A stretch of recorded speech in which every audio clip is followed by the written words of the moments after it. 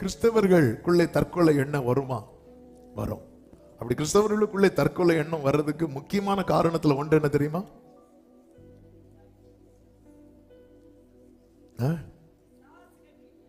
எல்லாம் பிசாசு தான், தூதன் தான் சொன்னோம். முக்கியமான காரணம் என்ன அப்படின்னா கடன். கடன் முக்கியமான காரணம். அல்லேலூயா. கடந்த நாள் ஒரு சகோதரர், அவர் யாருன்னெல்லாம் தெரியாது, எப்படியோ நம்பர் கிடைச்சிருக்கு, ஓபன் வாட்ஸ்அப்பில் எல்லாமே அனுப்பியிருந்தார். ஓபன் பண்ணி பார்க்குறேன், அவருக்கு வீட்டில் இருந்து அவ்வளோ டேப்லெட்டையும் ஒரு பாத்திரத்தில் எடுத்து வச்சுட்டு அவர் சாப்பிட போறாராம். ஆமே.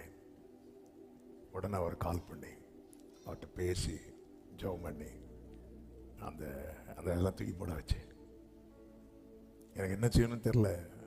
2 சின்ன பிள்ளைங்க இருக்கிறாங்க, கடன். நிறைய பேர் என்ன நினைச்சிட்டு இருக்கிறாங்கன்னா, எப்படி நம்ம வாழ்க்கையை முடிச்சுட்டா இந்த பிரச்சனை எல்லாம்,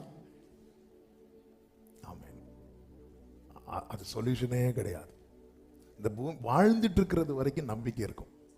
பைபிள் ஒரு வசனம் இருக்கு தெரியுமா? இந்த செத்த சிங்கத்தை விட உயிரோடு இருக்கிற நாய் வாசி. செத்துட்டா முடிஞ்சு, அவ்வளவுதான். அதுக்கப்புறம் ஹோப்பே கிடையாது. ஆமே. அதனால ஏதோ ஒண்ணு என்ன ஆயிரும்.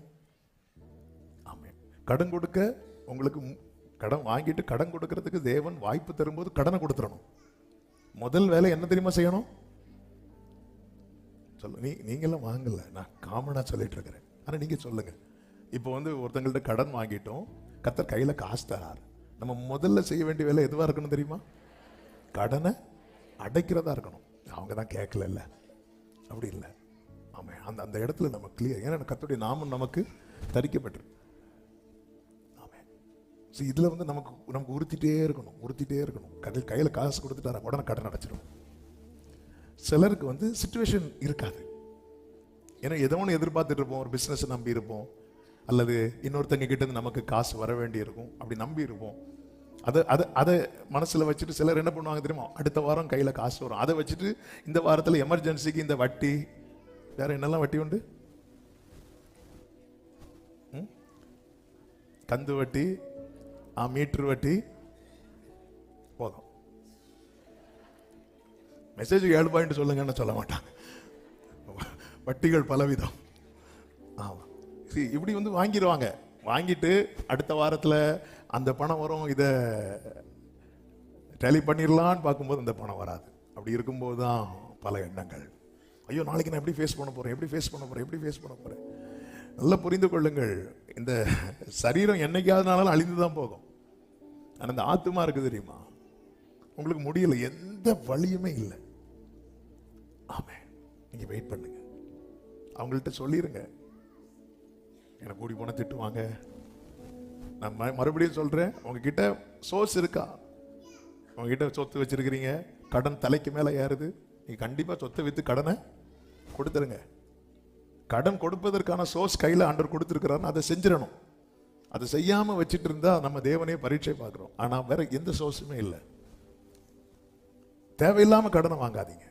கடன் முதல்ல வாங்குறதே விட்டுருங்க. ஆனா ஒரு நெருக்கத்துல முடியாது. சில நேரத்தில் பாருங்க, ரொம்ப நெருக்கம் இருக்கும். திடீர்னு பிள்ளைக்கு நாளைக்கு ஃபீஸ் கட்டணும், இன்னைக்கு ஒரு எமர்ஜென்சிக்கு சில நேரத்தில் வாங்குவோம் பாருங்க. நம்மளே சும்மா அவங்க அவங்க அவங்க என்ன ட்ரெஸ் போட்டிருக்காங்க, போடு இஎம்ஐ ஆன்லைன்ல போடு.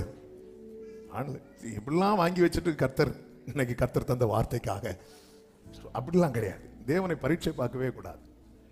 ஆமே.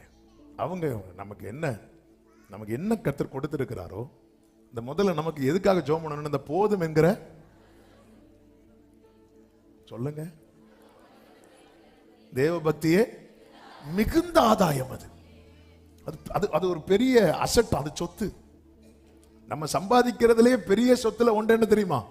இந்த போதுங்கிற மனசு. அல்லேலூயா. இது ரொம்ப முக்கியம். அதுக்காக நம்ம இருந்தாதானே நம்மள்ட்ட கேட்பாங்க. வெயிட் பண்ணிட்டு இருக்கிறான் ஒருத்தன், எப்படா இவன் சாவான் தூக்கிட்டு போலாம். இல்ல அவருடைய நாமம் தரிக்கப்பட்டிருக்கிறது. அல்லேலூயா. புத்தீனமா சில காரியத்தை செஞ்சிட்டீங்களா, ஆண்டவர்கிட்ட சொல்லிருங்க. அப்பா இப்படி ஆண்டவர்கிட்ட உங்களை ஓபன் பண்ணிருங்க. ஆமென். நம்புங்க. முதல்ல 18 வருஷ கோணி எவ்வளவு வேணும் நிமிர முடியல. ஒரே ஒரு தொடுதல் தான் மொத்த பிரச்சனையை சால்வ் ஆயிட்டு. என் தேவனால கூடும். ஆமென். தற்கொலை முடிவே கிடையாது. கைகளை உயர்த்தி அப்படிப்பட்ட எண்ணங்களில் இருந்து ஒரு விடுதலை.